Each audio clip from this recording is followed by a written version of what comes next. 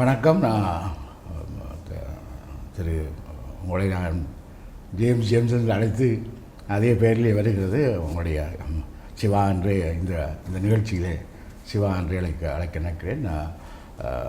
இந்த நிகழ்ச்சியை இது ஒரு கலந்துரையாடல் நிகழ்ச்சி, இது பேட்டிக்கான நிகழ்ச்சி அல்ல. இந்த விடயத்திலே நாங்கள் பல்வேறு விஷயங்களை, அரசியல் அல்லாத சமூக விஷயங்கள், பொருளாதார விஷயங்கள் எல்லாவற்றையும் இதை நாங்கள் கலந்துரையாடுவது வழக்கம். இதற்கு நீங்கள் முன்வந்திருப்பதற்கு மிக்க மகிழ்ச்சி. எனக்கு ஒரு புலம்பெயர் தேசத்திலிருந்து ஒரு குறுகிய கால விடுமுறையாக இந்த எமது தாயத்துக்கு வந்த எனக்கு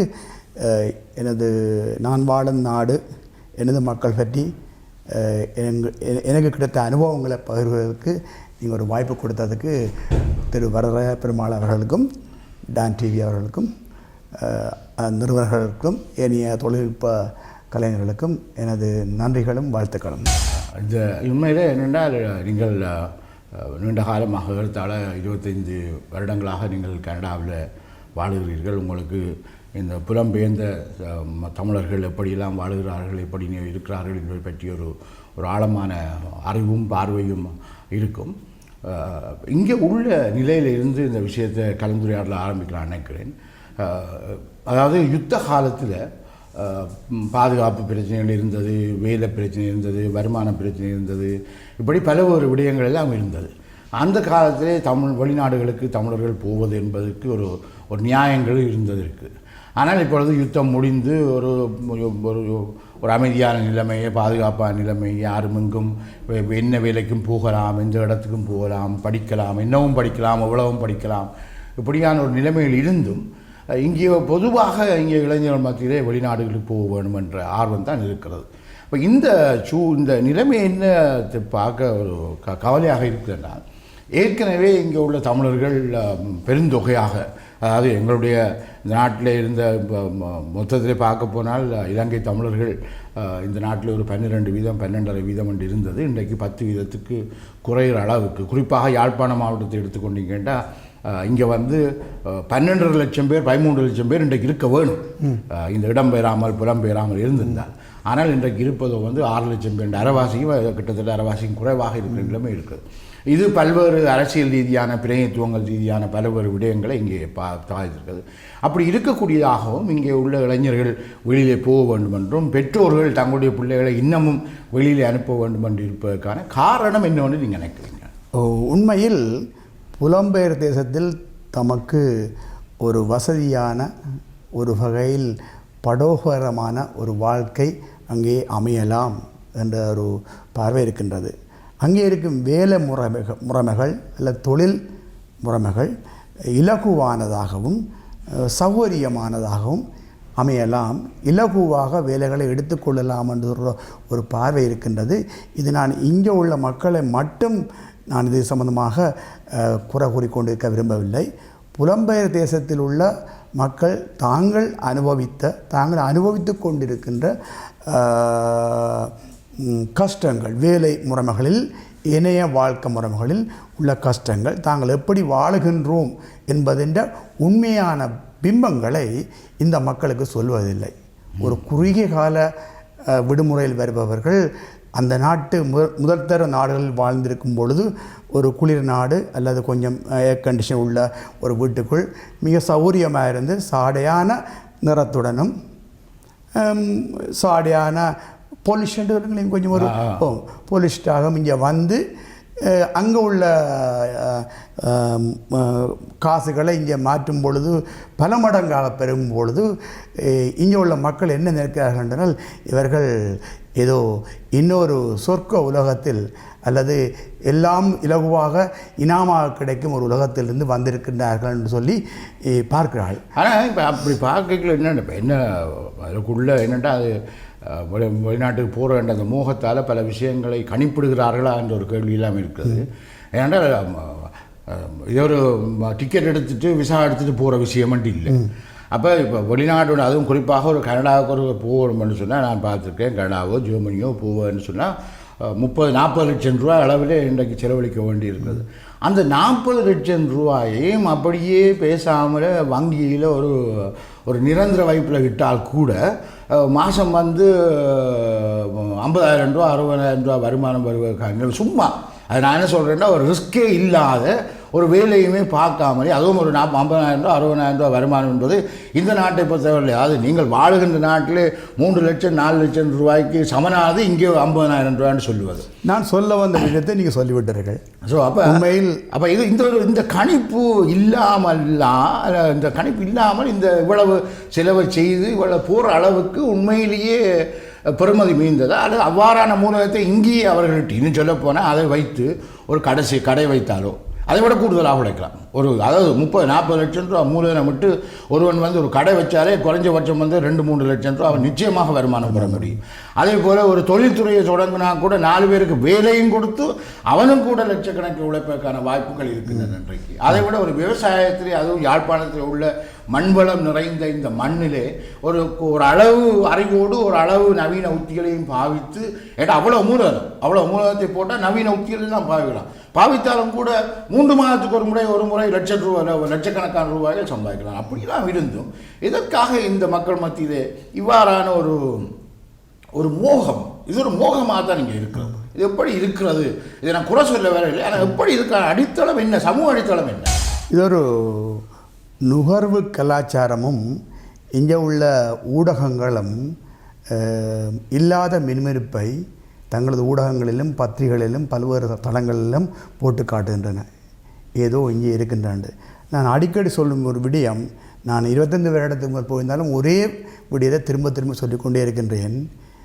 ஒரு விவசாயியை எடுத்துக்கொண்டு அடிஞ்ச அதை நடுக பண்ணுற வெங்காயம் நடுக பண்ணுற அந்த காலகட்டத்தில் அந்த நடுக பண்ணுற அந்த ஒரு கிழமை மாத்திரம்தான் ஒரு விவசாயி இங்கு காலையில் 5 மணிக்கு எழும்பி மாலை 6-7 மணி மட்டும் ஒரு நாள் முழுக்க வேலை செய்கின்றான். அதே போல் 3 மாதத்துக்கு பிறகு அதை அறுவடை செய்யும் பொழுது மீண்டும் ஒரு 3 நாள் கவனிக்கவும் காலமே 5 மணிக்கு எழும்பி தொடர்ச்சியாக இரவு 7 மணி மட்டும். நான் சொல்கிற வெங்காயத்தாழ்வை வெங்காய பிடுங்கன்னு சொல்லுவோம். ஒன்றை தமிழ் மக்கள் புரிந்து கொள்ளுங்கள், எங்கள் மக்கள் புரிந்து கொள்ளுங்கள். கனடாவிலும் புலம்பெயர் தேசத்திலும் தினமும் வெங்காயத்தாழ்வை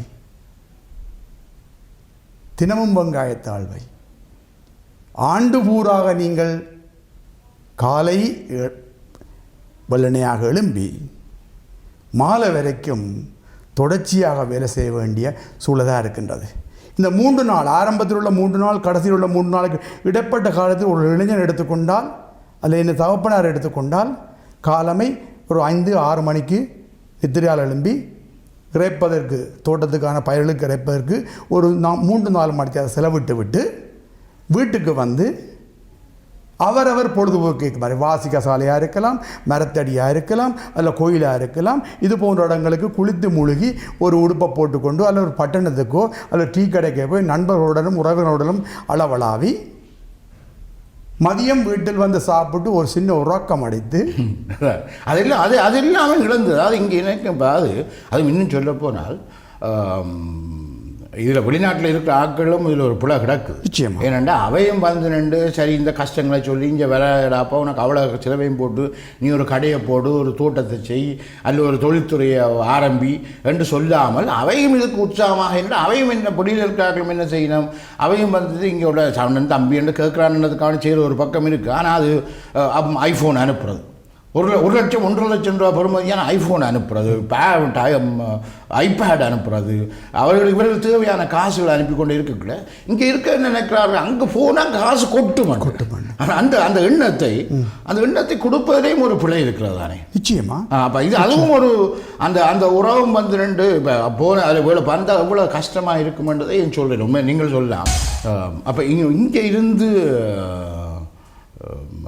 அங்கே போன காலகட்டத்தில் உண்மையாக எனக்கு இப்போ நான் பலரை என்னுடைய நண்பர்கள் நீங்கள் கூட எல்லாரும் கூட என்னென்னா போய் அங்கே போய் ஒரு ஒரு இருட்டு இடங்களில் 12 மணித்தியாலும் வாட்சர் வேலை செய்ய வேண்டிய நிலைமை, இவன் அல்லது ரெஸ்டாரண்ட்டுகளில் கோப்பு அழுகிற நிலைமை, அல்லது ஈவன் சொல்லப்போனால் எனக்கு தெரியும் என்னுடைய சில நண்பர்கள் சவக்கிடங்குன்ற நிலைமை, இன்னும் சில நண்பர்கள் வந்துட்டு ட்ரெயினில் வந்துட்டு கக்கூஸ் அழுகிற வேலைகள், இப்படித்தான் அவர்களுக்கு ஆரம்ப காலத்து வேலைகள் கிடைக்கும். அப்போ அந்த மாதிரியான இந்த ஆரம்ப காலங்களில் இருந்த அந்த கஷ்டங்களையும் நாங்கள் எங்களுடைய இளம் தலைமுறைக்கு சொல்ல வேண்டியிருக்கு. அதை பற்றி உங்களுடைய அனுபவத்தை சொல்ல, என்ன அனுபவமாக கூட சொல்லலாம் அல்லது பொதுவான அனுபவமாக கூட சொல்லலாம் இங்கே நாங்கள் தொழில் முறைகளை சாதியத்தின் அடிப்படையில் செய்ய மறுத்த பல தொழில்களை அங்கு வேறு வழியின்றி சாப்பிடணுன்றதுக்காக நீங்கள் சொன்ன மாதிரியே நாங்கள் செய்துதான் வரலாறு அதான் உண்மை கூட அது மட்டும் இல்லை. அதாவது காலையில் எழும்பி அதுவும் அந்த குளிரில் வீடு வீடாக போய் பேப்பர் போடுற 24 மணித்தியாலத்தில் நாங்கள் 8 என்று 3 8களாக பிரித்து தான் எங்களோட வாழ்க்கை முறையை செய்து நாங்கள் தூங்குவது 8 மணித்தியாலம், அது நித்திர கொள்வது 8 மணித்தியாலம், பொழுதுபோக்கு வேறு விஷயங்களில் ஈடுபடுவது 8 மணித்தியாலம், உழைப்பில் ஈடுபது 8 மணித்தியாலம் என்று தான் இந்த உடல் விஞ்ஞான ரீதியாக அமைக்கப்பட்டிருந்தாலும் கூட அது எல்லாவற்றையும் மறந்து அங்கு போய் நாங்கள் காலையில் அல்லது மாலையில் அல்லது எந்த காலநிலை சூழலிலும் இந்த நாட்டில் நான் கண்ட ஒரு மிக சிறப்பான விஷயம், ஒரு தொழிலுக்கு போடுவர் கடலில் கையை வைத்து பார்ப்பார், கொந்தளித்தால் காலநிலை நல்லா இல்லைன்னு விடுவார். ஒரு விவசாயி 3 மணிக்கு இதுக்கு போகணும்னு யோசிப்பார், விவசாயம் பண்ணுறது தனது தோட்டத்துக்கு கையை வைத்து பார்ப்பார், வெயில் கொஞ்சமாக இருக்கு. அப்படி இல்லை, இன்றைக்கு வேற ஒரு சொந்தக்காரர்கிட்ட கல்யாணம் பண்ணால் கூட இந்த வேலையை விட்டு கல்யாணத்துக்கு போக முடியும். எனது நண்பர் ஒரு ஆள் சொன்னார், வவுனியாவில் ஒரு மிகப்பெரிய ஒரு வியாபார ஸ்தாபனத்தை சாப்பாட்டு கடை நடத்தி கொண்டவர், அந்த கடை பூட்டக்கூடிய நிலைமை கூட இல்லை, இன்று வரையும் இயங்கி கொண்டிருக்க கடை. தனது பேத்தியின் ஒரு 100 மீட்டர் ஓட்ட போட்டிக்காக பூட்டுங்கோடா கடையை கிளம்புங்கோடா பார்க்கன்னு சொல்லப்பட்ட விஷயம். இதெல்லாம் வெளிநாட்டில் சாத்தியமா இல்லை. எனக்கு தெரிய இன்னொருவர் அங்கே இருந்தார், 20 வருடமாக ஓட்டத்தில் சாமான்களை டெலிவரி செய்கிற வேலை செய்யார். அவருக்கு 2 பிள்ளைகள். அவர் வாழ்க்கையில் ஒரே ஒரு தரம் தான் லீவ் எடுத்திருக்கிறார், அது மறுநாள் தனது மகனின் திருமணத்துக்காக. இதுதான் இந்த இந்த குறியீட்டு ரீதியாக சொல்லப்பட்ட விடயம். இதுதான் உண்மையான விடயம். சரியா, நாங்கள் சடங்குகளுக்கு போகிறதுகளுக்கும் சந்திப்புகளுக்கு போகிறதும் கலாச்சார நிகழ்வுகளுக்கு போகிறது என்பதும் அது இன்னொரு கடமையாகத்தான் பார்க்கின்றோம். இது சந்தோஷங்களை பகிர்ந்து கொள்வதற்கும் எங்களுடைய கலாச்சாரங்களை வளர்த்து கொள்வதற்கும் அல்லது நான் எனது சந்தோஷங்களை உருவாக்கி கொள்வதற்காக நாங்கள் போகிறதுக்கு அப்பால் சரியா எங்களை துரத்தி கொண்டிருக்கிறது நான் ஏற்கனவே முடித்து வந்த வேலையும் இனி போக வேண்டிய வேலைகளும் சரி. அதான் இங்கேயும் ஆக்கள் எல்லாம் நம்ம வெளிநாட்டிலேருந்து வருவினோம் வந்தோன்னு பார்த்தால் ஒரு 2 கிழமைக்கு மேலே நிற்க முடியாதுன்னு சொல்லிட்டு தான் பாருங்க. சரி, ஒரு 4 நாள் நின்று போனால் இல்லை நான் நிற்கிறாது அங்கே எனக்கு இப்போ இந்த லீவ் எடுத்தேன்னா அப்புறம் வேலை போயிடும். அந்த நெருக்கடியான ஒரு வாழ்க்கையை தான் ஒவ்வொரு நாளும் ஒரு டென்ஷனில் வாழ வேண்டிய ஒரு வாழ்க்கையை தான் வாழுறேன்டா. பணம் தேவைதான் மனுஷனுக்கு. ஆனால் இப்போ இது கடைசியாக வெளிநாட்டு வாழ்க்கை என்பது பணத்துக்கான வாழ்க்கை என்ற ஒரு கட்டம் தான் ஆகியிருக்கு. சந்தோஷத்துக்கான வாழ்க்கை இல்லை, குடும்பத்துக்கான வாழ்க்கை இல்லை, சமூகத்துக்கான வாழ்க்கை இல்லை, இது பணத்துக்கான வாழ்க்கை தான். அப்போ வாழ்க்கையில் எந்த அர்த்தமும் இல்லாத ஒரு வாழ்க்கை தான் வாழ்ந்து கொண்டிருக்கிறோம். சரியா, சிலவேளை இது பலரால் வெளியில் ஏற்றுக்கொள்ளப்பட முடியாட்டிலும் கூட தங்கள் உள்மனதுக்குள் ஏற்றுக்கொள்ளப்பட்ட விஷயம். அதுதான் எங்கள் தலைமுறையில் உள்ளவர்களும் இதை விட்டு ஓடி நான் மீண்டும் எங்கேயோ இடத்தை அமைதி காணவனும் கொண்டு துடித்து கொண்டிருக்கிறார்கள். ஆனால் அதை சாத்தியப்படுத்துறதுக்குரிய வாய்ப்புகளை என்னடா போன அப்புறம் இனி அங்கே பிள்ளைகள் வளர்ந்து அதுகளெல்லாம் அங்கே பிறந்து அங்கே என்ன அப்படின்னால அந்த பிள்ளைகளுக்கு இந்த மண்ணோட ஒட்டுறதுக்கான நிலைமை இல்லை. இப்போ பிள்ளைகளை விட்டுட்டு வர முடியாத நிலைமையில நீங்கள் இப்போ ஆகப்பட்டு போயிருக்கதான் உங்களுடைய அது ஒரு இந்த வயசு போகிற ஒரு காலத்தில் இந்த நான் என்னுடைய மண்ணில் வாழ வேண்டும், என்னுடைய சுட்டாரோடு வாழ வேண்டும் என்கிற அந்த ஆசையை உங்களால் நிறைவேற்ற முடியாமல் போயிடுது. இன்னொரு முக்கியமான விஷயம் என்று சொன்னால் இதோட ஒட்டினதாக நாங்கள் எங்களோட கலாச்சாரம் அல்லது எங்களோட பழக்க வழக்கம். ஆனால் அதுதான் ரிசர்ச்சிலையும் ஏற்றுக்கொள்ளப்பட்டது வந்து உலகம் பூராகவே வந்து.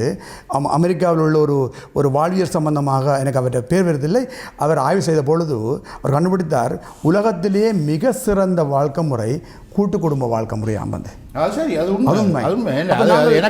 எனக்கும் இப்போ என்னுடைய பிள்ளைகள் திருமணம் முடித்திருக்கா, அப்படி கூட ஒரு கூட்டு குடும்பத்தில் என்னுடைய மூத்த மகள் முடித்திருக்கா. எனக்கு தெரியும் அது எவ்வளோ தூரம் நன்மையாகவும் பாதுகாப்பாகவும் பலமாகவும் இருக்கிறது. சில சங்கடங்கள் இருக்கும் தான், ஆனால் அது இல்லாமல் இருக்காது. என்றால் நீங்கள் எவ்வளவு பறந்து விரிந்த ஒரு குடும்பமாக இருக்கிறீர்களோ அது எவ்வளவுக்கு அந்த பிரச்சனைகளும் இருக்கும்.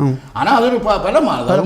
அப்போ நான் அதை இப்படி தான் சொல்கிறேன். அது முதல் ஒரு வீட்டுக்குள் கூட்டு குடும்பமாக வாழ்ந்த நாங்கள் பிறகு கல்யாணம் வளர்ந்த பிற்பாடு ஒரு வளவுக்குள் 3 வீட்டுக்குள் கூட்டு குடும்பமாகவே வாழ்ந்தோம்.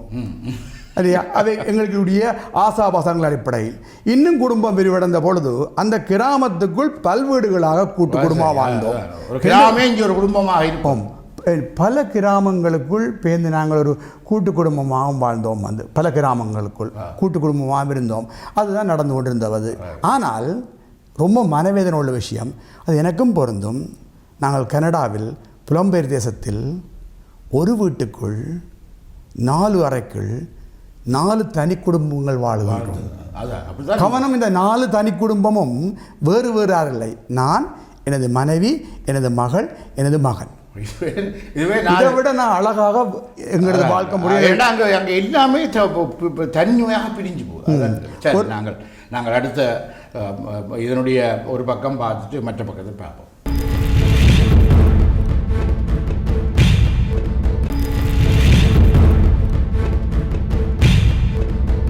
கனடாவில் போயிருக்கக்கூடிய தமிழர்கள் குறிப்பாக டொரண்டோவில் ஒரு பகுதியில் ஒரு குட்டி யாழ்ப்பாணமே இருக்கிறது என்று சொல்லப்படுற அளவுக்கு இருக்கிறது. இப்போ மற்ற நாடுகளில், இப்போ ஐரோப்பா நாடுகளில் பார்த்திங்கன்னா தமிழர்கள் பறந்து வாழுகிறார்கள். ஆனால் ஒரு கனடாவிலே அப்படி எப்படி அந்த ஒரு பகுதியிலே ஒரு குட்டி யாழ்ப்பாணத்தையே ஆக்கக்கூடிய அளவுக்கு அதுக்கு காரணம் என்னவாக அமைந்தது? குறியீட்டு ரீதி சொல்கிறதா இருந்தால் கருவேப்பிலையும் இடியப்பையும் தேடி போகிற அந்த மனநிலை இன்றைக்கும் எங்களுக்கு இருக்கின்றது. அந்த விஷயத்து வர. ஆகவே அது எங்கே கிடைக்கும் என்று சொன்னால் ஒரு தமிழ் கடை இருக்க வேண்டும். சரியா? ஆகவே அதை சுற்றி வந்து நாங்கள் இருக்க வேண்டிய சூழ்நிலை தள்ளப்பட்டோம். வந்து சிலர் வந்து இல்லை, நாங்கள் இன்னும் கொஞ்சம் தள்ளி போனால் குறைந்த விலையிலும் கொஞ்சம் அமைதியாக வாழலாம் என்று சொல்லி ஒரு 30-40 கிலோமீட்டர் தள்ளி போய் தங்களது வீடு வளவலை அமைத்து கொண்டவர்கள் மீண்டும் இந்த கருவேப்பிலைக்காகவும் இடியப்பத்துக்காகவும் இந்த நீங்கள் சொல்கிற அந்த தமிழர் சிறந்து வாழும் பிரதேசத்தை நோக்கி நகர்ந்தது தான் உண்மையான விஷயம். வந்து ஆனால் மக்கள் தொகை பரம்பல் கூடின பொழுது இன்னொரு புது சிட்டி ஒன்று அமைக்கப்பட்டதுன்னு சொல்கிற விஷயம் வேறு. வந்து அதாவது என்ன மாதிரி அது முதல் ஆரம்பத்தில் ஸ்காப்ரோன்னு சொல்லப்பட்ட இடத்துல கூடுதலான மக்கள் இருந்தார்கள். வந்து சரியா? இந்த ஸ்காப்ரோன்ற மக்கள் இருந்தும் பொழுது இனி குடிசன பெரம்பல் கூடும் பொழுது இதுக்கு அடுத்ததாக உள்ள மாக்கம், ரிச்மண்ட் ஹில், மிசிசாகா போன்ற இடங்கள் போகிறார்கள். அப்போ பல குட்டி யாழ்ப்பாணம். இதில் இன்னொரு விஷயம் சொல்லி ஆகணும். வந்து இந்த புலம்பெயர் தேசத்தில் வந்து எங்கட இளைஞர்களால் செய்யப்பட்ட சில ஆயுத வன்முறைகளோ அல்லது அடாவடித்தனங்கள் போன்ற விஷயங்களிலிருந்து தமது பிள்ளைகளை காப்பாற்றுவதற்காக பிள்ளைகளை கொண்டு வேறு இடங்களுக்கு ஓட வேண்டிய நிலை வந்தது. எனக்கு அதில் உடன்பாடு இல்லை. வன்முறை, இங்கே உள்ள வன்முறை கலாச்சாரம் அங்கே இடம்பெயர்ந்திருக்குன்னு சொல்லாமல் வெறுமனே ஆட்கள் மட்டும் இடம்பெயர இல்லை, ஒரு கலாச்சார இடமாற்றமும் இங்கே இடமாற்றம். அப்போ அந்த கலாச்சார இடமாற்றத்திலிருந்து தனது பிள்ளை அறிவியல் ரீதியாக அறிவூட்டி அல்லது சுலபப்படுத்தி கொண்டு வருவதற்கு பதிலாக என்னால் தாய் தகப்பன் தனது பிள்ளை நல்லா இருக்கணும்னு சொல்லிக்கொண்டு இன்னொரு வகையில் இந்த ஆயுத கலாச்சாரத்தை தெரிய கைதட்டி சிரித்தார்கள். வந்து அப்போ இந்த முரண்பாடான நிலைமையில் வந்து என் பிள்ளை மட்டும் ஆயுத கலாச்சாரத்தில் வரக்கூடாது, ஆனால் மற்றவர்கள் இருக்க வேண்டும் என்று சொல்கிறார். அந்த முரண்பாட்டில் வந்து அவர்கள் கொண்ட சொல்யூஷன் வந்து எந்த பிள்ளையை மட்டும், எந்த பிள்ளை நல்ல பிள்ளை, எந்த பிள்ளையை மட்டும் நான் தூக்கி கொண்டு வேறு எங்கேயோ கொண்டு வைப்போம்னு சொல்லி நகர வழிக்கிட்டும் இதுக்கு பக்கத்தில் உள்ள கிராமங்களுக்கு நகரங்களுக்கு போக வழிக்கிட்டதும் ஒரு தன்மையாக. இங்கே இருந்து இந்த யுத்த காலங்களில் மக்கள் இப்போ இயக்கங்களுக்கெல்லாம் ஆட்கள் எல்லாம் சேர்ந்த பொழுது சாதி வேறுபாடுகளுக்கு எல்லாம் அப்பால் எல்லா இயக்கங்களையும் ஆக்க சேர்ந்தார்கள். தோழர்களாக அந்த ஒருத்தருடைய உயிரை மற்றவர் பாதுகாக்கின்ற அளவுக்கு அந்த சாதி மதம் என்ற அந்த வேறுபாடுகளுக்கு எல்லாம் அப்பால் செயல்பட்டார்கள். ஊர் என்ற எல்லாம் மறந்து ஒரு தன்மை இங்கே அந்த இயக்கங்களுக்குள்ளே இருந்தது. அது இயக்கங்களுக்கு இடையில் பல வேறு பிரச்சனை இருந்தாலும் ஒவ்வொரு இயக்கத்துக்குள்ளே இருந்த ஆட்களுக்குள்ளே ஒரு பெரிய ஒரு ஒற்றுமை பலம் இருந்தது. ஆனால் இப்போ வெளிநாட்டுக்கு போன பிறகு இந்த சாதி என்பது ஒரு காட்டு மிராண்டி கலாச்சாரம். அப்போ இது சரி, ஓகே, இங்கே அது ஒரு காலங்காலமாக இருந்து வந்துடுது. இதுக்கு ஒரு அடித்தளம், ஒரு பொருளாதார சூழல்கள், அரசியல் சூழல் தான் இங்கே இருந்தது. அதனுடைய விளைவாக அது தொடர்றது என்றதெல்லாம் வேறு விஷயம். ஆனால் இங்கே இருந்து வெளியில் போனவர்கள் அங்கே பல வேறு சூழல்கள், பல முன்போக்கான நிலைமைகள் இது எல்லாத்தையும் பார்த்து அனுபவித்தும் இன்னும் அந்த சாதி என்கிற அந்த கட்டமைப்பை அங்கேயும் வச்சு கட்டி காக்கிறதுக்கு காரணம் என்ன? உண்மையில் ഇതിൻ്റെ தாக்கத்தின் விளைநிலைமை எங்கள் இந்த மண் தான். இந்த மண்ணிலிருந்து நாங்கள் எடுத்து சென்ற சீதனங்கள் இதுகள் இது போன்ற பல விஷயங்கள் விட்டுட்டு போகவில்லை. சரியா, இந்த விழுமியங்களை காப்பாற்றுவதில் நாங்கள் எங்களை பெருமைப்படுத்தி கொண்டோம் சரியா. அதான் உண்மையான விடயங்கள் ரைட்டா. பொருளாதார சமத்துவம் என் கிராமத்தில், நான் வாழ்ந்த கிராமத்தில் மனித கழிவை அகற்றுவதற்காக வரும் சோழமுத்தனை நாய் கூட துரத்தும் அளவுக்குத்தான் கேவலமாக நடத்துகிறது உண்மை. ரைட்டா. ஆனால் அதே மலத்தை நான் அகற்றி நான் கோடீஸ்வரராக வந்ததுதான் அந்த புலம்பெயர் தேசத்து வரலாறு.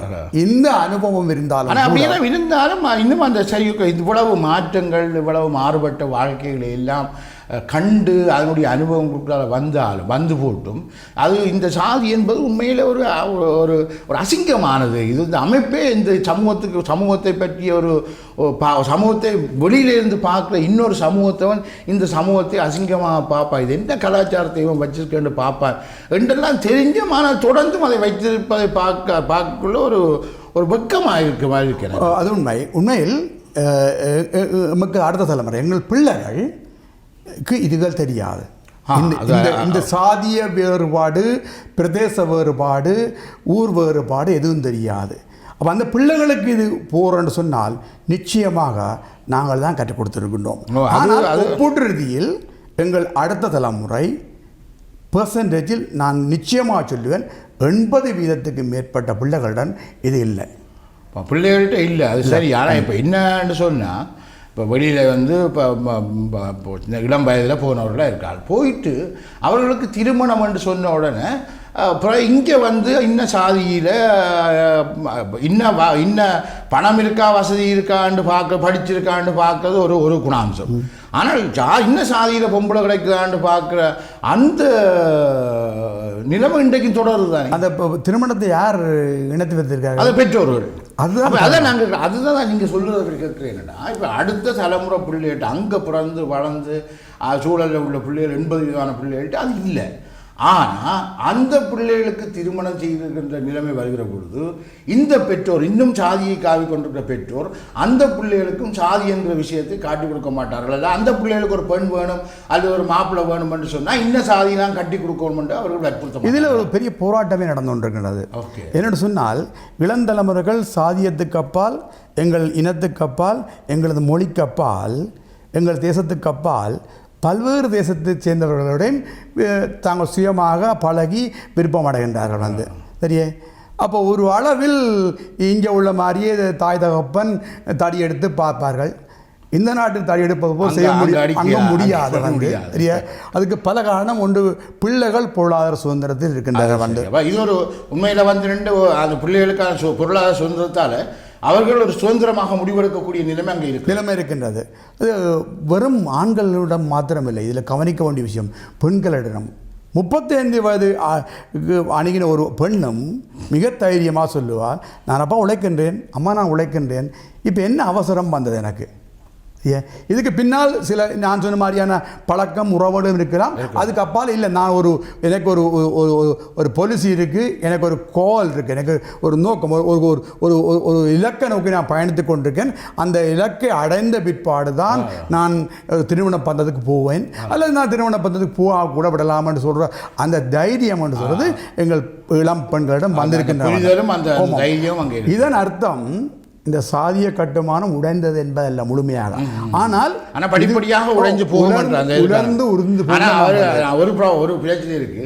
அப்படி உடைந்து அவர்களிடத்திலிருந்து விலகுற பொழுது அவர்கள் தமிழர்களாக இருக்க மாட்டார்கள். நிச்சயமாக நான் ஒரு பல இடங்கள் எழுதினேன். சில பேர் என்னிடம் கோவப்பட்டார்கள். நான் எழுத்துக்களை தெரிவித்திருந்தேன். சில பேர் கோவப்பட்டார்கள். நான் சொன்னேன், புலம்பெயர் தேசத்தில் தமிழ் இனி மெல்ல சாகும், வலிக்கின்றது, வலிக்கின்றது, ஆனால் அதான் யதார்த்தம். என் பிள்ளைகள் தமிழ் கதைக்கலாம், அல்லது உறவுகள் தமிழ் கதைக்கலாம், ஆனால் யதார்த்தம் என்னென்றால் அவங்களோட பேரப்பிள்ளை தமிழ் கதைக்குமான்றதே தமிழ் இனி மெல்ல சாகும். அதனுடன் கூடி நான் இந்த தேசத்துக்கு வந்துட்டு போனதோடு நான் யாழ்ப்பாணத்திலும் இனி தமிழ் மெல்ல சாகும் என்று சொன்னேன். இதுக்கு அடுத்து இது போகும். நான் இப்போ இங்கே இருந்து இவ்வளவு இங்கே இருக்கும் பொழுது சரி, அது ஒரு கலாச்சாரமாக அல்லது ஒரு வளர்ந்த வளர்ப்பு முறை சூழல் அப்படி இருந்தது. அதனால் இந்த கோயில்கள் என்பது கோயில்கள் மட்டுமில்லை, கடவுளை கும்பிட்ற பற்றி நான் கதைக்கிறேன். ஆனால் பல ஒரு விதமான ஒரு அதீதமான நம்பிக்கைகள், ஒரு வகையில் சொல்லப்போனால் நிறைய மூட பழக்க வழக்கங்கள் கடவுளின் பேரால் இங்கே இருந்தது. ஆனால் அது கொஞ்சம் குறையாமல் அதுவும் வெளிநாட்டுக்கு போயிருக்கேன். இதில் ஒரு விஷயம் என்னென்னு சொன்னால், இங்கேருந்து புலம்பெயர்ந்து அங்கே போனவுடன் எல்லாருடைய முக்கியமான விஷயமா இருந்தது, எல்லாரும் கடன்காரராக தான் போனார்கள். அப்போ கடன்காரராக போனார்கள், வீடு இல்லாமலும் நிலம் இல்லாமலும் தான் போய் சேர்ந்தார்கள். அப்போ போன உடனே எல்லாருடைய ஒரே நோக்கமாக இருந்த விஷயம் என்னென்னு சொன்னால் பொருளாதாரத்தை தேடுவது. அப்போ பல்வேறு தொழில்முறைகளும் பல்வேறு சமூக பின்னணியை கொண்டவர்களும் அங்கே போன பொழுது என் பார்வையில் முதலாக புலம்பெயர் தேசத்து சூழலுக்கு ஏற்ப மாதிரி உடனடியாக பொருளாதாரம் தேடக்கூடிய மாதிரி தங்களை மாற்றிக்கொண்டவர்கள் இந்த மதகுருமார்கள். மன்னிக்கவும், நான் தனிப்பட்ட முறையில் இந்த அறையும் குறிப்பிடவில்லை. என்ன செய்தார்கள் சொன்னால், எங்கள் மக்களின் நம்பிக்கைகளையும் பெரிய கலாச்சார விஷயங்களையும் தங்களுக்கு சாதகமாக பயன்படுத்தி உடனடியாக கோயிலை கட்டினார்கள். இல்லை, இந்த கோயில்களை யார் கட்டியிருக்கா? அதாவது தனிநபர்கள் அதாவது நான் சொல்கிறேன்னா, இந்த இங்கே இருக்கக்கூடிய ஐயர்மார், பிராமணர்களாக இருக்கிற ஐயர்மார் இங்கே அவர்கள் ஒரு சின்ன சதத்தில் தான் இருந்தார்கள். இவர்கள் தான் அங்கே கோயில்களை கட்டியிருக்கிறார்களா, அல்லது இது ஒரு கோயிலை ஒரு தொழிலாக்குற மாதிரி ஒரு கடையே கோயிலை, அதாவது ஒரு கோயில் கடை போடுறது என்று சொல்லி அதில் ஒரு பெரிய வருமானங்கள் வரும் என்பதற்காக கோயில் கட்டியிருக்காங்க? இல்லை, முதல் ஆரம்பத்தில் எங்கேயும் ஒன்றும் கட்டப்படவில்லை. ஏற்கனவே இருக்கப்பட்ட ஒரு வேர் ஹவுஸ், ஒரு களஞ்சிய சாலை, பெரிய பிரதேச தேவையோட களஞ்சிய சாலைகள், ஒதுக்குப்புறமாக இருக்கும் களஞ்சிய சாலைகளை அவர்கள் ஒரு மூலத்தில் ஒரு விக்கிரத்தை வச்சு ஆரம்பித்தார்கள். ஒரு தனிநபர் தான் ஆரம்பித்தது, ஒரு மதகுருமார் தான் ஆரம்பித்தது. ஆனால் அந்த நிறுவனத்தில் வருவாயின் அளவை பார்த்து கொண்டு இது தனிநபரிடம் இருக்கக்கூடாது, நாங்கள் எல்லாரும் ஒரு குறிப்பிட்ட அமைப்போ அல்ல குறிப்பிட்ட ஸ்தாபனமோ இதுக்கு தான் ஒரு வடிவத்தை கொடுத்து அதற்கூடாக பெருநிதியை கட்டப்படி தான் உண்மையில இங்கே ஒரு கோயில் கட்டுறதுன்றா இங்கே உள்ள மண்ணும் கல்லின்ற விலைகள் எல்லாம் குறைவு, அதை விட கூலி இங்கே குறைவு. அப்போ ஒரு கோயிலை கட்டுகிற பொழுது ஒரு சில லட்சம் ஒரு இன்றைய நிலையில் பார்த்தா ஒரு சில கோடி ரூபாய்களுக்குள்ள கட்டிக்கொள்ளலாம்னு சொல்லலாம்.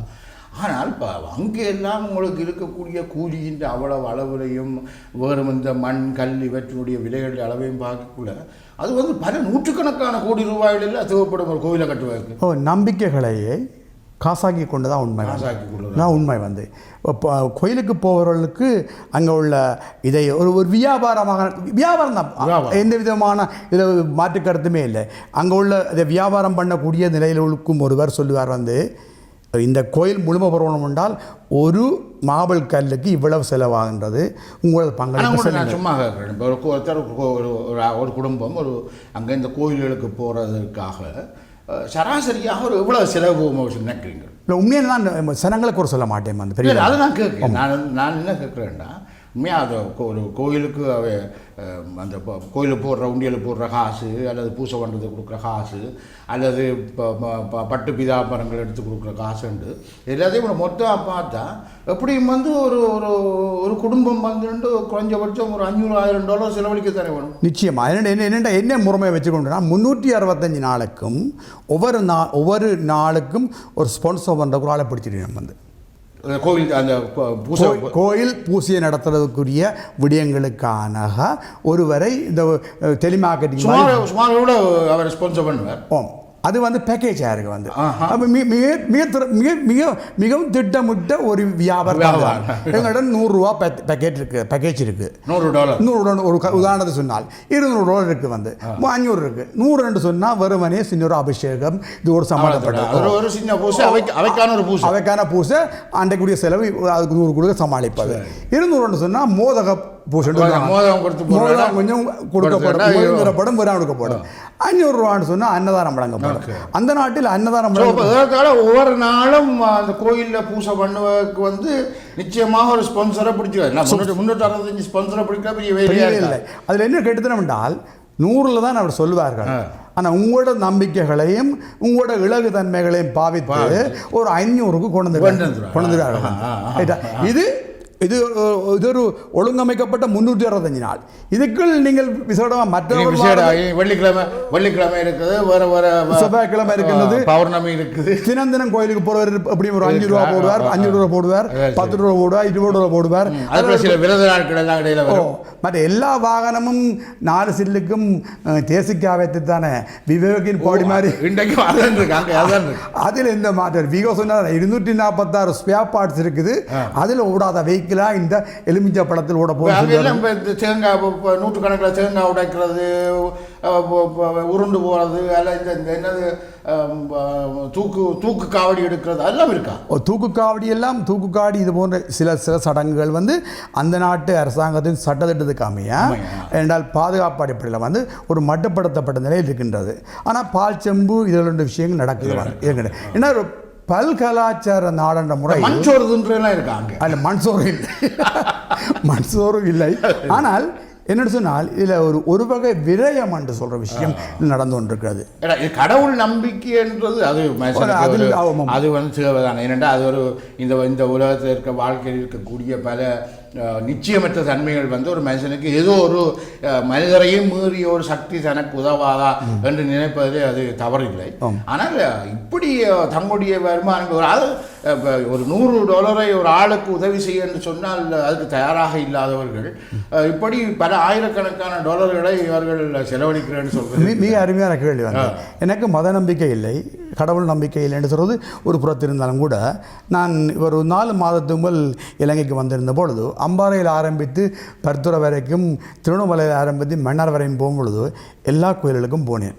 அங்கே என்ன விதமான சடங்குகள் நடக்கின்றன, என்ன விதமான சிற்ப வேலை நடந்துகின்றன, மக்கள் எவ்வளவுக்கு ஆர்வம் காட்டுகின்றார்கள். இது போன்ற விஷயங்களை நான் கற்றுக்கொள்வதற்கும் புரிஞ்சு கொள்வதற்கும் ஒரு சமூகத்தை பற்றி அறிந்து கொள்வதற்கு இதுவும் ஒரு அடையாளமாக பார்க்கப்பட்டது. உண்மைதான் தெரிய நான் சிறு வயதில் சென்று வந்த கோயில்கள், நான் பார்த்த அங்கு அளவளாவிய நண்பர்கள், நான் பார்த்து எனக்குள் புலகாயின்யம் அடைந்த இளம்பெண்கள், சகோதரிகள், மைத்துரிமார்கள், இன்னும் பிறர்கள் கூட வந்து எனக்கு இன்றைக்கும் ரம்மியமான நிலமாக இருக்கின்றன. ஆனால் இந்த ரம்மியங்கள் எதுவுமே புலம்பெயர் தேசத்தில் இல்லை. சாப்பாட்டை பார்ப்போம். அதாவது இவங்கப்பா இங்கேருந்து இங்கே இருக்கும் வரைக்கும் காலமாக இடியப்பம், புட்டு, இல்லாட்டி எங்களோட கோதுமை மாவில் பண்ண தோசை, அதோட ஒரு சம்பல், இப்படியான சாப்பாடு தான் எங்களுக்கு. இல்லைன்னா மத்தியானம் போனால் சாப்பாடு. இனி அதுக்குள்ளேயும் அந்த மத்தியானம் சோறு தின்னையில்லைன்னு சொன்ன உடனே சோறு தின்னையில்லைன்னா சாப்பிட இல்லை. மத்தியானம் நான் அதை இதை கடிச்சு நான் வயது நிறைய தின்னாலும் அப்பவும் சாப்பிட இல்லைன்னு சொல்கிற ஒரு கலாச்சாரம் தான் நீங்கள்.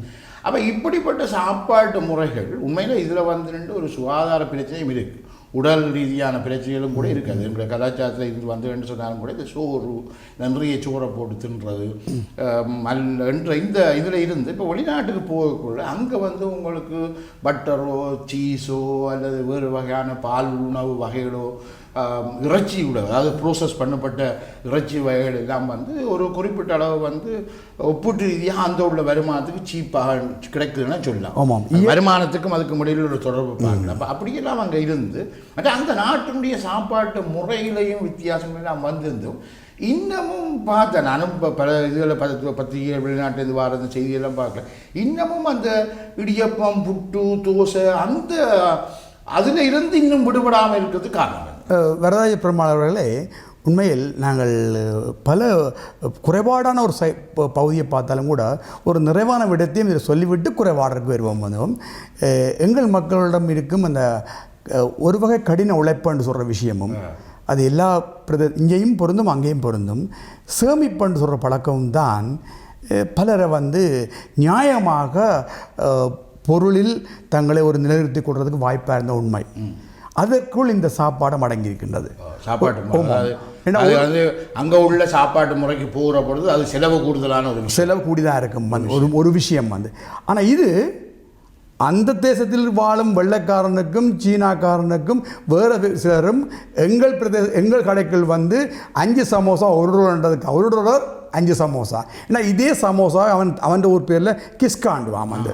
அது ஒரு சமோசா வந்து ஒரு கேரட்டும் ஒரு பேஸ்லி என்ற பச்சை இலையும் வச்சு தட்டில் கொண்டு வந்து வைத்து அவன் சர்வ் பண்ணுவான். நான் கனடா போன புதுசில் வந்து அது ஒன்றின் விலை வந்து $2 ஒரு பீஸ். இன்றைக்கு எப்படி $5 அப்பட்டஸ்ன்னு சொல்லுவான் வந்து. இது எங்களுக்கு 5 பீஸ் $1 கொடுக்குறான் வந்து. வெள்ளைக்காரன் இதுக்குள்ள வந்துட்டான் வந்து. பெரிய விளையாட்டும் வந்துருக்கான் வந்து. சுகாதாரமாக செய்யப்படுது. உண்மையில் இந்த உணவு பழக்கம் இப்பொழுது அங்கு வாழ்ந்த அந்த கனடியர்களை பற்றியோட பிரபலமாக. ஆமாம், அதில் இன்னொரு விஷயம் நான் அந்த ஹெல்த்தை பற்றி சொன்ன விட வாரம் வந்து உண்மையில் அங்கே எங்களது உடல்நலத்துக்கு ஏற்ற மாதிரி அல்லது எங்களது உடம்புக்கு எது மிகவும் ஆரோக்கியமாக இருக்கும் என்று சொல்கிறதுக்குரிய எல்லா விதமான பொருட்களும் வாங்கலாம் அங்கே வந்து. சரியா? அதுக்கப்புறம் உலகத்தில் விளையிற எல்லா பொருட்களும் வாங்கலாம். அங்கே வராது கிடுகு மாத்திரம். மற்ற எல்லாம் வந்துட்டு கிடுகால வெளியடைச்சு தாக்கு பிடிக்கலாம்னா கிடுகும் வந்துடும் அங்கே. சரியா? நான் இலங்கையை பற்றி சொல்லுகின்றேன். இது உலகத்தில் உள்ள எல்லா நாட்டுக்கும் பொருந்தும். சரியா? சீனாக்காரன் அந்த நாடுகளுடைய பொருளாதார முறைமையும் அவற்றுடைய பொருளாதார வளங்கள் இப்படியான எல்லா வாய்ப்புகள் இருந்தும் நாங்கள் இந்த இடியப்பத்துக்கும் புட்டுக்கும் கடைக்கு விடுறதுக்கு காரணம் என்று சொன்னால் இந்த வேகமான ஓட்டத்துக்கு விளங்கின என் இயலுமை 8 மணித்தியாலம் எனது வேகம் இவ்வளவு. சரியா? மிஷின் ஒரு யந்திரத்தின் வேகத்துக்குத்தான் நான் வேலை செய்யணும். என் வேகத்துக்கு நான் அங்கே வேலை செய்ய முடியாது. அப்படி நீங்கள் கடையில் வேண்டி நீங்கள் ஒரு வீட்டுக்கு நீங்கள் உங்களோட மனைவி 2 பிள்ளைகள் அதில் உங்களோட 4 பேருக்கும் ஒரு நேர சாப்பாடு கடையில் வாங்குறேன்னா எவ்வளோ செலவாகும்? ஒரு 25 இடியப்பம் உள்ள ஒரு பாக்ஸ் வந்து வெறும் $3 சம்பளம் சொதியும் பெறும். 25 இடியப்பம் $450. இங்கே எங்கள் ஆசை பார்த்தீங்கன்னா $350. அதில் ஒரு 4 பேர் அந்த இடியப்பத்தை தாராளமாக சாப்பிடலாம். ஒரு கறி வீட்டில் வச்சிருக்கோம். 25 இடியப்பத்தை 4 பேர் சாப்பிட சவுடி அளவு சைஸானது வந்து. அதுக்கான கறியதுகள் சம்பளம் சொதிந்துருதா. சரியா? ஆனால் அங்கே கொஞ்சம் நாங்கள் வசதியான நாட்டில் இருக்கக்கூடிய அளவு சம்பல் சொதின்றது போதுமான மாதிரி இல்லாவிட்டால் ஒரு கறியை நீங்கள் வைத்திருந்தால் ஒரு முட்டையை. 25 இடியப்பம் ஆளுக்கு 6 இடியப்பம் தானே. அவ்வளோ பெரிய இடியப்பமா? பெரிய இடியப்பம். அவ்வளோ மொத்தமான இடியப்பம். ஓரளவுக்கு தரமான இடியப்பம். ஓரளவு தரமான இடியப்பம் மெஷினில் தானே புளிவாது. இது அது நான் கடையில் வாங்குவது. அப்போ என்ன டாக்குமெண்டா வேலைக்கு போவார்கள். அந்த வகையில் உண்மையில் வந்து எங்களுடைய சாப்பாட்டு முறைகள் எங்களுடைய மக்களால் இன்னும் அங்கே விரும்பப்படுவது என்பது இன்னும் தாராளமாக. அதோட உங்களுக்கு மற்ற வகையான சத்தான பொருட்களையும் அங்கே வாங்கக்கூடிய வாய்ப்புகளும் எல்லாவற்றையும் பெறக்கூடிய. அதெல்லாம் நான் ஒரு சின்ன திருத்தம் செய்ய வழிகட்டலாம் வந்து. உண்மையில் வந்து இரவு சாப்பாட்டுக்கு நீங்கள் ஏதாவது ஒரு நீரிழிவு நோயை உடையவராக இருக்க வேண்டும் எடுத்துக்கொள்வோம். அல்லாவிட்டால் கொஞ்சம் இரவு சாப்பாடை நாங்கள் ஒரு அளவாக சாப்பிட வேண்டும் என்ற ஒரு நிலை இருந்தால் அதுக்குரிய இலக்கறி வகைகளோ சலாட்டோ அல்ல இது போன்ற பொருட்களே இல்லை சீஸோ இதெல்லாம் வாங்கிட்டு வந்து அளவாக சாப்பிடலாம். ஆனால் வேலையால் வரும்பொழுது நேரம் இருண்டு விட்டுரும்.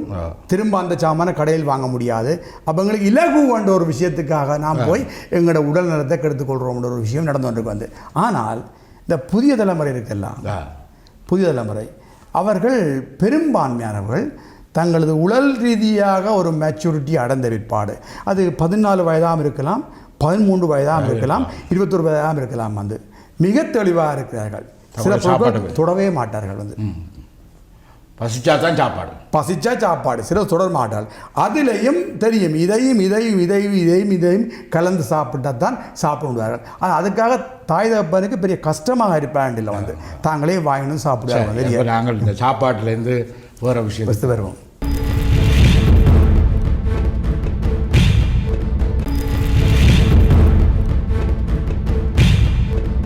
இப்போ கனடாவுக்கு போயாச்சு. அங்கே இந்த பிள்ளைகள் அங்கே வளர்ந்து அந்த கல்வி முறையில் படித்து அங்கே உள்ள வாய்ப்புகளையும் பெற்றுக்கொண்டு இருக்கக்கூடியா இருக்குது. அதுவும் இப்போ நீங்கள் வாழும் நாடுகளில் எல்லாம் ஏறத்தாழ இலவச கல்வி அரசாங்கமே எல்லாவற்றையும் கொடுக்குது. இல்லை, கல்வியும் சுகாதாரமும் இலவச கல்வி இலவசம். ஆனால் இப்போ இங்கே பிரித்தானியா இங்கிலாந்தை பொறுத்தவரையில் கல்வி இலவசமாக கிடைக்குது. அங்கே முழுக்க முழுக்க நீங்கள் கல்விக்கு நீங்கள் தான் செலவழிக்கணும். இல்லை, உண்மையால் 12ஆம் வகுப்பு வரைக்கும், 1ஆம் வகுப்பு தொடங்கி 12ஆம் வகுப்பு வரையும் இலவச கல்வி தான் உண்மை. அது வந்து இன்னொரு பக்கத்துக்கு நாங்கள் கேள்விக்கிறேன் ஒரு அறிவுக்கு கட்டாய கல்வியா? கட்டாயமாக பிள்ளைகள் பள்ளிக்கூடத்துக்கு போய் ஆகணும். அது ஒரு வகையில் கட்டாய கல்வி தான். ஒரு வகையில் கட்டாய கல்வி தான். எப்படி அந்த கட்டாயத்தை அது உண்மையாக வந்து அதுக்கு நாங்கள் பாராட்டு தெரிவிக்க வேண்டிய நிறுவனம் வந்து அந்த அமைப்பு வந்து கல்வியோடு சம்பந்தப்பட்ட அமைச்சு தான் வந்து.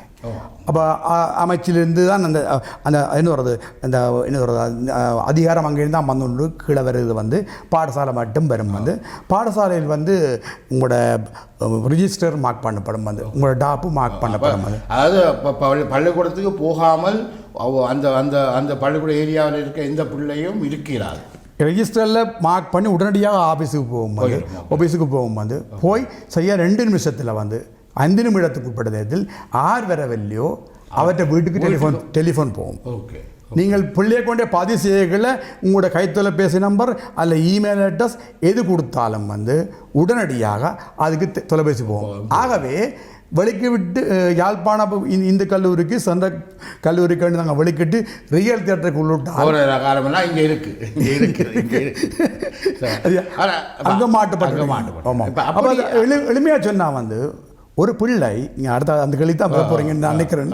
ஒரு பிள்ளை, நான் என் தமிழில் சொல்லுவேன், கட்டையில் வலிக்கிட்டு கட்டைக்கு வந்தால் அந்த பிள்ளை மாஸ்டர் டிகிரி முடிக்கும்.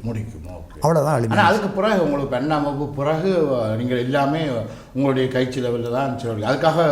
அதுக்கான செலவு பெரிய அளவில் உங்களோட வருமானத்தை ஏழ்மைக்கு முடியாத அளவுக்கு உண்மையில் நாங்கள் நேரடியாக எங்களோட கையால் செலவழிக்கிறோன்னு சொன்னால் இப்போ இருக்கிற எங்களோட தமிழ் சூழலில் வந்து எங்களோட தமிழ் சூழலில் எங்களோட தலைமுறை உள்ளவர்கள் கிட்டத்தட்ட பெரும் ஒரு 95% எல்லாம் சாதாரண தினமும் சம்பளம் வரும் ஒரு நான் ஸ்கில் ஜாப், சரியா, துறை சார்ந்த நிபுணத்துவம் இல்லாதவர்கள். நான் அதில் ஒரு குறையும் அப்படியான ஒரு நிபுணத்துவத்தோடு இங்கேருந்து போனார்கள் இல்லை. இங்கே படித்த பட்டங்கள் எல்லாம் பெற்றவர்களுக்கு இந்த பட்டங்கள் ஒன்றும் அங்கே செல்லுபடியாக அப்போ அந்த பட்டங்களை தேடுவதற்கு இடையில் வேறு பொருளாதார சுமையால் தேடவும் முடியவில்லை. மிக சிலர் தான் 2 ஊட்டத்துக்குள்ளையும் பல்ல கடுத்து ஓடினார்கள், படித்து அங்கே உள்ள சூழலுக்கு ஏற்ற மாதிரி படிப்பை படித்து கொண்டார்கள். அப்போ அவர்களுக்கு நேரடியாக தங்களோட பொக்கெட்டில் இருந்ததுன்னா ஒரு இன்றைய நிலைமையில் வந்து ஒரு 4 வருடம் அங்கெல்லாம் அநேகமாக டிகிரி வந்து 4 வருஷம் 3 வருஷம்லாம் டிகிரிஸ் இல்லை. காலேஜஸ் இருக்குது வந்து சிலது வந்து தரம் கொஞ்சம் குறைந்தது வந்து பழகிறத படிப்பை விட அது வந்து 2 வருஷமும் 3 வருஷமும் இருக்கின்றது டெக்னாலஜி மாதிரி. ஆனால் தோராயமாக ஒரு யூனிவர்சிட்டி டிகிரியை வந்து முடித்துக் கொள்வதற்கு அது பல்வேறு பீடங்கள் இருக்கின்றன. ஒரு தோராயமாக அந்த 4 வருஷ படிப்புக்கும் டியூஷன் ஃபீஸ் என்று சொல்லி பார்த்தால் ஒரு 48,000 அந்த பழக்கத்துக்குள்ள ஒவ்வொரு செமிஸ்டருக்கோ அல்லது ஒவ்வொரு தவணைக்குமா செலுத்தப்படுற விஷயத்தை தான் டியூஷன், கற்றலுக்கான காசு என்று சொல்கிற விஷயம் நிச்சயமாக ரைட்டா இன்றைய நிலைமையில் ஒரு சராசரியாக சொல்கிறேன் $48,000 கிட்டத்தட்ட இந்திய காசுக்கு 55 லட்சம் ரூபாய் கிட்ட 4 வருஷத்தில் செலவழிக்கும். இது வெறுமனவே அந்த படிப்புக்காக செலுத்தப்படுற விஷயம். இனி இதை விட புத்தகங்கள் வாங்குறது, கொப்பிகள் வாங்குறது, தங்கி இருக்க இடத்துக்குரிய வாடகை சாப்பாடு அது ஒவ்வொரு மாதமும் கிட்டத்தட்ட வந்து 1,00,000க்கு மேற்பட்ட ரூபாய் வேணும். அப்போ ஒரு வருடத்துக்கு 12 லட்சம் ரூபாய். இவ்வளவு செலவுன்னு சொன்னால் இது எவ்வளோ பேரால பிள்ளைகளை பட்டப்படிப்பு படிக்கும்? அதுதான் அடுத்த விஷயம். அது அப்போ என்ன செய்திருக்கோன்னு சொன்னால் நாங்கள் வாழும் நாடில் உள்ள அரசாங்கம் வந்து 2 விதமான விஷயங்களை செய்திருக்கிறது. ஒன்று வந்து நீங்கள் உங்களோட பிள்ளைகளின் எதிர்கால படிப்புக்கான ஒரு சேமிப்பு என்ற ஒரு வகை இன்சூரன்ஸ் என்ற ஒரு வேலையை பிறந்த உடனேயே செய்யக்கூடிய மாதிரி இருக்கும். அதை வெவ்வேறு பங்குகள் இருக்குது. ஒரு பங்குன்னு சொன்னால் மாதம் நீங்கள் ஒரு 50 ரூபா செலவழித்தால் ஒரு பங்கு வாங்கினா முடியும். இந்த இலக்கம் சரியான இலக்கம் அல்ல. 2 பங்கு 3 பங்கு சொல்லி வாங்கலாம். வாங்கினா அது ஒரு 18 வயது பிறகு திரட்சியாக ஒரு அமௌண்ட் வரும். வந்து ஒரு கதைக்கு சொன்னால் 20 லட்சம் ரூபா வந்தால் அரவாசி செலவு அது உங்களுக்கு அந்த இதுக்குள்ளே வந்துடும். நீங்கள் முழு செலவுக்கு ஏற்ற மாதிரியும் கட்டி கொண்டுடலாம். மாதமாக கட்டக்கூடிய மாதிரி இருக்கும். அது ஒரு முறை வந்து அதில் இன்னொரு சிறப்பும் இருக்கின்றதுனால் இந்த அரசாங்கம் வந்து நீங்கள் இப்படியான ஒரு சேமிப்பை செய்ய விளைக்கிட்டால் நீங்கள் ஒரு பங்கு செலுத்தினால் உடனடியாக தன் பக்கத்திலிருந்து ஒரு பங்கு செலுத்தும். நீங்கள் ஒரு 500 டாலர் போட்டிங்கன்னா 500 ரூபாய் போட்டிங்கன்னா தானுடைய 500 ரூபா. இந்த காசு எடுத்து அரசாங்கம் உண்மையாக சும்மா இனாம தரவில்லை. இதை கொண்டு இன்வெஸ்ட் பண்ணி அதில் வர ரிட்டர்னை தான் இந்த நாடுகள் எங்களுடைய நாடும் எங்களுடைய மாகாண சபையிலும் கற்றுக்கொள்ள வேண்டிய பாடம். அப்போ அது ஒரு முறை வந்து. ஆனால் இதுலேயும் ஒரு சிக்கல் இருக்கின்றனால் நான் வெறும் ஒரு வரம்பு நிலையில் மாத்திரம்தான் உழைப்பை செலுத்தி கொண்டிருக்கேன். என வீட்டுக்கான கடன், வாகனத்துக்கான கடன், வாழ்க்கை செலவு, இது போன்ற செலவுகளுக்கு எல்லாமே எனது உழைப்பும் எனது மனைவி உழைப்பும் மட்டுமட்டா போகும். அதுதான் இதில் உள்ள என்ன, நீங்கள் 2 பேரும் கட்டாயம் உழைத்தாகணும். கணவனும் மனைவியும் உழைத்தாக வேணும். இங்கே மாதிரி கணவன் மட்டும் உழைத்து வர மனைவி வீட்டை பார்க்க பிள்ளைகளை பார்க்க வேண்டிய சேட்டையெல்லாம் அங்கே விடையிலாது. அப்போ இவ்வளவு 2 பேர்ட்டையும் கூட்டி போட்டு நாங்கள் இந்த பிள்ளைக்கான எதிர்கால படிப்புக்கு சொல்லி இன்னும் ஒரு 150 ரூபா செலுத்த முடியாவிட்டால் நாங்கள் அதை செய்ய முடியாது. நான் அதை செய்யவில்லை. இன்னொன்று சொல்கிறேன். இன்னொன்று அது 2வது வந்து இப்படி எதுவும் செலுத்தாதவர்கள் வந்து ஸ்டூடெண்ட் லோன் எடுக்கலாம். வந்து ஓகே, அப்புறம் அவர்கள் பிறகு வேலை இடத்தை பாடு பே பண்ணலாம். அது வட்டி இல்லா கடன் பேருந்து வேலை இடத்தை பாடு படியாக பே பண்ணலாம். அது 2ம் இல்லாவிட்டால் உங்கள் சொந்த அது அவருக்கு ஒரு வசதி இல்லை. ஆனால் அப்போ ஒரு அளவுக்கு அந்த ஒரு கட்டத்துக்கு மேலே 12ஆம் வகுப்புக்கு மேலே அவர்கள் ஒரு பட்டப்படிப்பு போகிற பொழுது பெருஞ்செலவாக இருந்தாலும் அதை சமாளிக்கக்கூடியான எல்லா முறைமைகளையும் அரசாங்கம் ஏற்படுத்தி அதான் முக்கியமான விஷயம். இப்போ எனது சகோதரி எடுத்துக்கொண்டால் எனது சகோதரிக்கு நீங்கள் சொல்கிற மிகவும் கீழ்நிலை பொருளாதாரத்தில் உள்ளவர்கள். ஆனால் தனது பிள்ளை பள்ளக்களத்துக்கு போகணுமென்று ஏக்கத்தில் இருக்கல அவர். இந்த ஏதோ ஒரு வழிமுறைக்குள் என் பிள்ளையை நான் பள்ளக்களத்தில் அனுப்பி படிக்கலாம்னு ஒரு விஷயம் இருக்கும். இப்போ இங்கே கேள்விப்பட்டிருக்க நாம் வந்து இந்த யுத்தத்தால் பாதிக்கப்பட்ட மக்களாக இருக்கலாம், அதில் வேறு பொருளாதார சூழலால் பாதிக்கப்பட்ட மக்களாக இருக்கலாம். சொல்லுவார்கள் 1ஆம் வருடம் படித்துவிட்டு 2ஆம் வருடம் படிக்க முடியாமல், அது இலவச கல்வி. பல்கலைக்கழகத்தில் இலவச கல்வி உள்ள இந்த நாட்டிலேயே என்னுடன் தனிப்பட்ட முன்னே தொடர்பு கொண்டிருக்கார்கள். நாங்கள் 2ஆம் வருடத்தை தொடர முடியாத அளவுக்கு எங்களோட நிதி இல்லை என்று சொல்கிறோம். அந்த நிலைமை அங்கே இல்லை. வந்து அந்த இப்படி படித்து வர பிள்ளைகள் இப்போ அடுத்த தலைமுறை எடுத்துக்கொண்டால் இப்போ அதுவும் ஒரு காரணம். இங்கே உள்ள போகிறவருக்கு அது ஒரு நீண்ட கால யோசனை இருக்கா இல்லையா ஒரு விஷயம். ஆனால் அங்கே ஏற்பட்டிருக்க ஒரு நன்மையும் ஒன்று இருக்கிறது. அடுத்த தலைமுறை உண்மையில் இங்கேருந்து போனவர்கள் போல கஷ்டப்பட்டு உழைக்க வேண்டி இருக்குதா, அல்லது அவர்களுக்கு ஒரு நிச்சயமாக ஒரு தனியார் துறையில் அல்லது அரசு துறையில் எல்லாரும் ஒரு திட்டவட்டமான அங்கே உள்ள ஒரு கனடிய பிரஜைக்குரிய வாய்ப்புகளை எல்லாம் பெறக்கூடியதான ஒரு மத்திய தர வர்க்க அல்லது கொஞ்சம் ஒரு அளவு ஒரு மேல்தட்டில் இருக்கக்கூடிய வாய்ப்புகளை பெறக்கூடிய வேலை வாய்ப்புகளை பெறக்கூடிய மாதிரி இந்த புதிய தலைமுறை இருக்குதா? அது இருக்கிறது தான் உண்மை. ஆனால் இதில் இன்னொரு விடயத்தையும் இணைத்துக் கொள்ளணும். வந்து உலகம் பூராக ஏற்பட்டு வரும் இந்த புதிய பல்தேசிய கம்பெனிகளின் லாபம் கருதிய செயற்பாட்டினால் ஏற்படும் பாதிப்புன்னு சொல்கிறது. அது வெள்ளை, கருப்பு, எங்களை போன்ற ப்ரௌன், சீனாக்காரர், கொரியன்காரன் அல்லது கிரீக்காரன் எல்லாருக்குமான பாதிப்பு எங்களோட பிள்ளைகளுக்கும் ஏற்படத்தான் போகின்ற வந்து இந்த பொதுவான விஷயம். ஆனால் மற்றபடி இதில் ஏற்றத்தாழ்வுகள் என்று சொல்கிறது விஷயங்கள் இருந்தாலும் இளமரகாயத்தான் இருக்கின்றது. சரி, இது ஒரு பக்கம் ஒரு வேலை வாய்ப்பு ஒரு பக்கம். ஆனால் இங்கேருந்து போன ஆக்கள் பிறகு சரி உழைச்சி ஓரளவு பணம் கொஞ்சம் திரட்டி இதெல்லாம் வருது, பிறகு அடுத்த தலைமுறையும் வந்திருக்கு. இவர்கள் ஒரு பெரிய தொழில்கள் வைத்திருக்கிறது, தொழிற்சாலைகள் வைத்திருப்பது, அல்லது ஒரு பெரிய சேவை நிறுவனங்களை உருவாக்கி இருப்பது என்பது சில ஒரு சின்ன ஒரு தொகையினர் இருக்கலாம். ஆனால் ஒரு கணிசமான அளவுக்கு இருக்கா? அதுக்கு கணிசமான அளவுக்கு இல்லை, அதுக்கு இல்லை. அதுக்கு உள்ள காரணம் என்னென்னு சொன்னால், அங்கே தொழில்துறையில் போட்டி போடணும்னா நிறைய மூலதனம் தேவை.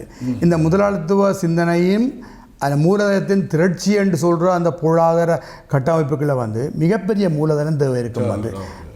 இவர்களின் பெற்றோர்கள் நாங்கள் கடனுடன் அந்த நாட்டுக்கு போனவர்கள். சரியா? இப்பொழுதுதான் இருப்பதற்கான குடிலுக்கான காசுகளை கட்டி 25 வருஷம் ஆச்சு நீங்கள் கடன் இல்லாமல் இருப்பதற்கு. சரியா? இதற்குள் ஒரு புது கட்டடத்தை கட்டக்கூடிய காணி என்று சொல்றது எங்கிட்ட இல்லை. காணி மட்டும் இருந்தால் போதாது, அதுக்கு மேலேயும் பல விஷயங்கள் தேவை. ரைட்டா?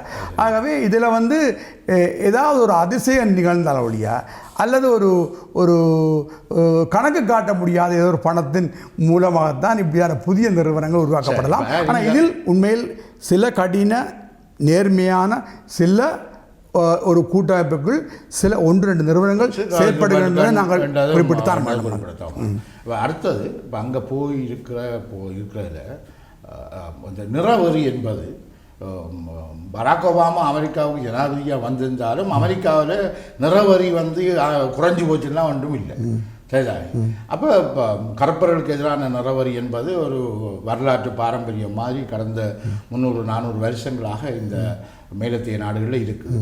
இப்போ ஆசியாவில் இருந்து, அதுவும் குறிப்பாக இலங்கையிலேருந்து போய் அங்கே எல்லாம் பிறகு இந்தியாவிலேருந்து போனவர்களெல்லாம் இன்றைக்கும் பார்க்க போனால் இங்கிலாந்தில் பாகிஸ்தான் தான் கூப்பிடுவாங்க.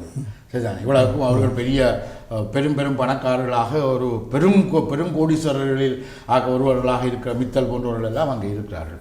அது அப்படி இப்போ எங்களுடைய அப்படியும் இல்லை, அந்த நிலையில் இருக்குது. அப்போ நீங்கள் அங்கே பார்க்கக்குள்ள அங்கே வெள்ளக்காரர்கள் உங்களை ஒரு சக பிரஜைகளாக, ஒரு சகோதர பிரஜைகளாக, உங்களை ஒரு சமத்துவமான ஆட்களாக நடத்துகிறார்களா, அல்லது நீங்கள் அங்கே கீழ்சாதியாக இருக்கிறீர்களா? உண்மையில் 2மாக இருக்கின்றோம். சரியா? எங்களுடன் நெருங்கி பழகக்கூடிய ஒரு வாய்ப்பு ஏற்படுத்தப்பட்ட பல்வேறு இன மொழியோடு சம்பந்தப்பட்டவர்கள் இல்லை. இது நிறங்களுக்கும் பேச்சு வழக்கத்துக்கும் பழக்க வழக்கத்துக்கும் அப்பாற்பட்ட மனித இதயத்தோடு சம்பந்தப்பட்டு இதுக்கு அப்பால் இங்கேயும் இருக்குது. இவ்வளவு எல்லாம் இருந்தாலும் கூட, சாதி எல்லாம் இருந்தாலும் கூட அதை மீறியவர்கள் இங்கே கணிசமாக இருக்கிறாங்க. இளந்தலைமுறைகள் மத்தியில் இன்றைக்கும் பார்த்தால், பாடசாலை பார்த்தால் சிலங்கன் பிள்ளைகள் தான் நண்பர்களாக இருப்பார்கள். வெள்ளை பிள்ளைகள் தான் ஒரு குரூப்பாக தெரியும். ஆனால் இவைக்குள்ள பக்கத்தை பார்த்து இருப்பினம் கொஞ்சம் பலவீனம் மிக குறைவாக தான் உங்களோட ஃபங்க்ஷனுக்காக தங்களுக்குள்ள ஒரு 5% கலப்பு இதில் இருக்கின்றது. சரியா? ஒன்று இருக்கு. 2வது விடயம் இளமரகாயாக இந்த வெள்ள நிற மேலாதிக்கம், அதாவது ஒரு சமூகத்தில் வெள்ள நிறம் வித்தியாப்படலாம். அது இப்போ நம்ம ஆப்பிரிக்கா பகன்றது போகும்பொழுது கருப்பின மேலாதிக்கம் கூட இருக்கலாம். அப்போ பார்க்கக்குள்ள இங்கே சிங்களவன் தமிழர்களை 2ஆந்திர பிரஜையாக நடத்துகிறான்ட்டு வெளிநாட்டுக்கு போய் அங்கே ஒன்றும் முதலாந்திர பிரஜைகளாக இருக்கிறார்கள் இல்லை. அது குறிப்பாக கனடா போன்ற பல்தேசிய இனங்கள், பல்கலாச்சார பல்தேசிய நாடென்று அங்கீகரிக்கப்பட்டு இப்படி பாகுபடுத்தி பார்ப்பது என்பது சட்டவிரோதமானது என்று சொல்லி சட்டங்களும் இருந்து, நான் தனிப்பட்ட முறையில் வேலை இடத்தில் எனக்கு ஒரு அனுபவம் ஏற்பட்ட பொழுது எனக்காக வழக்காட வழிகிட்ட ஒரு யூத இனத்தை சேர்ந்த இளம் வக்கீல் சொன்னார், நீங்கள் சொன்னதை கொண்டு பார்க்கும்பொழுது கம்ப்ளீட்டாக பாகுபடுத்தப்பட்ட விடயம், ஆனால் இது வெல்ல முடியாதுன்னு சொன்னார். அதுக்கான ஆதாரங்களை திரட்டுறது வேலை கஷ்டம். என்ன சொல்லுவாங்க, சட்டத்தில் இருக்கின்றது, அதை நடைமுறையில் ஒரே தகுதியும் திறமையும் உள்ள ஒரு வெள்ளக்கார பிள்ளை, ஒரு கனடிய வெள்ளக்கார பிள்ளை ஒரு வேலைக்கு போகக்குள்ள அதே தகுதியும் திறமையும் ஆற்றலும் உள்ள இன்னொரு எங்களோட இலங்கை பிள்ளை வேலைக்கு போகக்குள்ள ஒரு ஆள் தான் வேலைக்கு எடுக்கணும்டா முன்னுரிமை யாருக்கு கொடுக்கப்படும்? வெள்ளக்கார பிள்ளைக்கு தான். வெள்ளக்கார பிள்ளை தான். ஆனால் அப்போ இந்த தமிழ் தேசிய இனம் இடம்பெயர்ந்து இன்னொரு நாட்டுக்கு போய் அங்கேயும் 2ஆந்திர பிரஜை தான், தன்னுடைய மொழியை இழந்து ஒரு தலைமுறையை 2 தலைமுறையில் மொழியை இழந்து தமிழராக இல்லாமலும் போதுதான் சமூக ரீதியான நன்மை என்று பார்த்தா இந்த தமிழர்கள் தனிப்பட்டவர்களுக்கு நன்மை இருந்திருக்கலாம். ஆனால் அங்கே இருந்து இங்கே தமிழம் வேணும் என்று இவ்வளவு காசுகளை கொடுத்து சண்டை பிடிக்க வச்சு ஆட்களை சாக வச்சாலும் அதை பற்றி எந்த கவலையும் படாமல் காசு கொடுக்குற அந்த தலைமுறை. ஆனால் தாங்கள் அங்கே 2ஆம் தர பிரஜைகளாக வாழ்கிறார்கள். அங்கே உள்ள சட்டத்திட்டங்களுக்கு தான் ஒப்பிட்டு இங்கே சட்டத்திட்டம் பண்ணுறோட அது சிங்கள வந்து சட்டத்திட்டம்னு சொல்கிறோம்.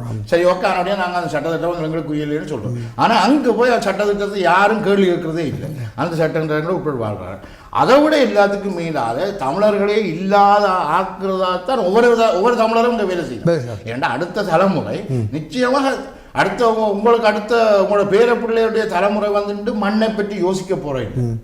அது தமிழன்றையும் யோசிக்க போகிறேன் இல்லை, தமிழ் கலாச்சாரத்தையும் யோசிக்க போகிறேன். தமிழ் உங்களோட மகன் வந்து உங்களோட மகன் தமிழ் பொம்பளையை தான் கல்யாணம் முடிக்க போனவும் யோசிக்க போகிறேன் இல்லை. அது உங்களுடைய மகள் அல்ல மகளோட மகள் தமிழ் பொம்பளையை தான் கல்யாணம் முடிக்க தமிழ் ஆம்பளை தான் கல்யாணம் முடிக்க போகிறோன்னு யோசிக்க போகிறேன். அப்போ அந்த தலைமுறை தமிழனாகவும் இல்லாமல் போகும். அப்போ இதில் ஒரு சமூக ரீதியான ஒரு அழிவைத்தானே நாங்கள் இந்த புலம்பெயர்வை ஏற்படுத்தி இருக்கு. நிச்சயமா அதுதான் ஆரம்பம் சொன்னேன். அந்த தமிழ் மேல சாகம் தமிழ் மேல சாகம் மட்டுமல்ல, மொழி அல்ல, தமிழ் தேசிய இனமும் இலங்கை தமிழ் தேசிய இனமும் பாதிக்கு குறைந்ததாக போய்விடும். நிச்சயமாக.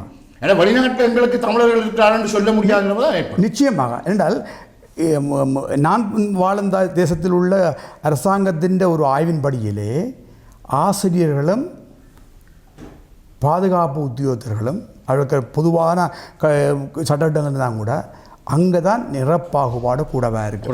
உதாரணமாக ஒரு சின்ன குச்சியை எடுத்து ஒரு எங்களோட பிள்ளை விளையாடுது, இப்படி இன்னொரு வெள்ளைக்கார பிள்ளை விளையாடுது. இந்த குச்சி அபாயகரமான சொல்லி வாழ்க்கை பூராக இருக்கக்கூடிய மாதிரி ரெக்கார்டில் பதிஞ்சிடுவான். இது சொல்லுவான் அது சும்மா ஒரு குச்சி ஆண்டு சொல்லுவான். அது இப்படி சின்ன சின்ன மிகவும் மேக்ரோவாக அந்த அந்த அந்த பாகுபாடு காட்டப்படும். மற்ற தொழில் விஷயங்களை பார்த்து நீங்கள் சொன்ன மாதிரி தொழில் விஷயங்களும் அரசாங்க உத்தியோகத்தர்கள் பரம்பரையாக அந்த நாட்டில் பிறந்து வளர்ந்த வெள்ளை இன மக்களுக்கு முதன்மை உரிமை விஷயம் பார்க்கக்குள்ள இங்கே இருந்து வெளிநாட்டுக்கு போவது என்பது அவரவருக்கு நன்மையான்றதில் வந்து அந்த ஒரு கொஞ்சம் ஓரளவு நிம்மதியான வாழ்க்கையில் கொஞ்சம் பொருளாதார வாழ்க்கை எடுப்பதற்கும் பல ஆண்டுகள் மிக கடுமையாக உழைக்கப்படும். அதே கடுமையான உழைப்பையும் அதிக அளவு மூலத்தையும் இங்கே போட்டாலும் அதிக அளவு வளமுள்ள ஆட்களாக இங்கே வரலாம். அதனுடைய வெளிநாட்டுக்கு போகிறது தான் கட்டாயமான அவசியம் என்று ஒன்று. அதே வேளையில் இங்கிருந்து அங்கே போவதன் மூலம் ஒரு தமிழ் தேசிய இனத்தினுடைய இருப்புக்கு எதிரான ஒரு செயலாகவும் இது அமைகிறது. சில வேளையில் இது வெளிநாட்டுக்கு போகலாம் என்றோ அல்லது வெளிநாட்டில் இருக்குபவர்கள் பற்றி ஒரு குறையண்டு இல்லை. ஆனால் இந்த இனத்தினுடைய நன்மை என்று பார்க்கக்குள்ள இது வெளிநாட்டுக்கு போனது என்பதோ அல்லது வெளிநாட்டுக்கு போகிறது என்பதோ ஒரு நன்மையான விஷயம் அல்ல என்பதனையும் இந்த தமிழ் சமூகத்தில் உள்ளவர்கள் புரிந்து கொள்ள வேண்டும் என்று நான் நினைக்கிறேன். அங்கேயும் நீங்கள் உங்கள் அடையாளம் திறந்தவர்கள் அது இந்த பாதிப்பு இங்கேயும் வந்து சனத்தோ பரம்பலும் இது போன்ற இழப்புகளை அரசியல் ரீதியாக சமூக ரீதியாக. ஆனால் இது ஒரு விஷயத்தை நீங்கள் அவதானிக்க வேண்டும்.